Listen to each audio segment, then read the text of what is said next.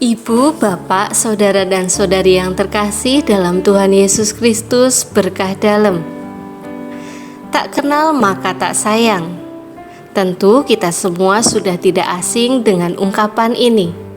Sebuah pepatah yang sering kali digunakan pada percakapan sehari-hari untuk menyatakan apabila kita tidak mengenal seseorang, maka kita tidak memiliki perhatian kepada orang tersebut. Dalam Injil hari ini ada sebuah percakapan di mana Yesus bertanya kepada murid-muridnya, "Siapakah aku ini?" Murid-muridnya pun menjawab, "Ada yang mengatakan Yohanes Pembaptis, ada yang mengatakan Elia, ada pula yang mengatakan Yeremia atau salah seorang dari para nabi." Simon Petrus pun turut menjawab, "Engkau adalah Mesias, Anak Allah yang hidup." Andaikan hari ini Yesus datang kepada kita, lalu bertanya, "Siapakah aku ini?" Atau jika nanti setelah mendengarkan pojok rohani, tiba-tiba seseorang datang pada kita, lalu bertanya, "Siapakah Kristus?" Kira-kira apakah jawaban kita? Apakah kita akan menjawab, "Yesus, Engkau sahabatku. Yesus, Engkau kekasihku. Yesus, Engkau gembalaku"? Ataukah kita mempunyai jawaban lain? Jawaban yang bisa jadi bersifat sangat personal tentang pengenalan kita akan Yesus. Saudara dan saudari yang terkasih dalam Kristus, hari ini gereja mengajak kita untuk mengingat dua rasul agung gereja, yakni Santo Petrus dan Paulus. Siapakah mereka?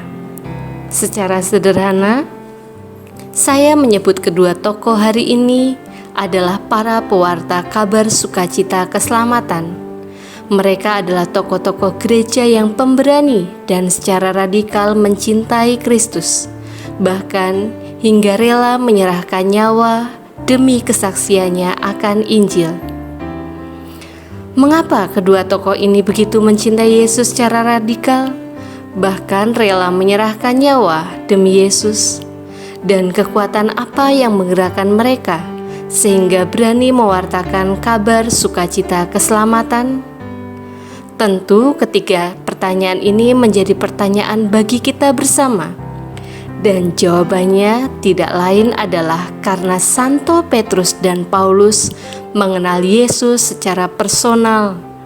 Kedua tokoh kita hari ini benar-benar menyadari kasih Kristus dalam diri mereka. Dari kedua rasul ini kita dapat belajar akan pentingnya sebuah pengenalan mendalam akan Yesus.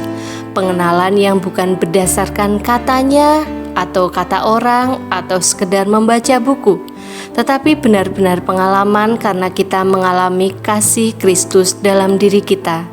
Kita menyadari saat ini dan di sini Yesus hidup bersama kita. Melalui sabdanya, Dia hidup.